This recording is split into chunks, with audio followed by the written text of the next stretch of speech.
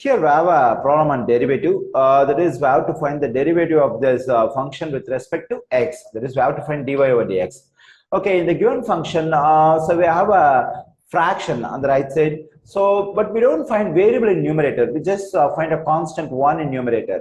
In case I find variable in both numerator and denominator, I may have to use coefficient rule. But I don't have to use coefficient rule here because there is no variable in numerator. We find variable only in denominator. So before we find derivative, let's do some changes in the given function. Okay, so what I'm going to do is, so what is the exponent of the complete stuff in the denominator?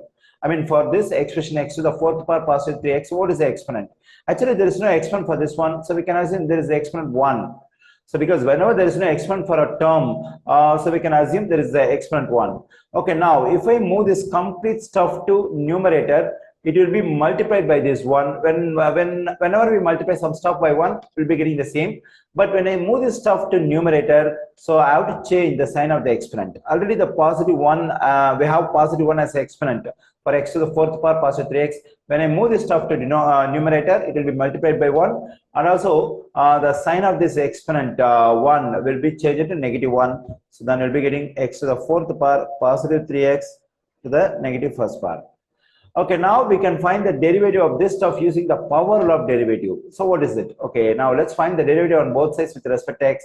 When I find the derivative of this y with respect to x, it will be dy over dx. And now, so we can use power rule to get the derivative of this one. So what is it? So first we have to bring this exponent negative 1 in front of it. So then I'll be getting negative 1 times x to the fourth power positive 3x. So once I bring this exponent in front of it, and I have to subtract 1 from the exponent. This is the power law of derivative.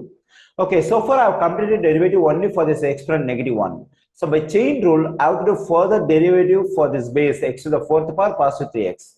Okay, now by chain rule, let's find the derivative of this x to the fourth power positive 3x.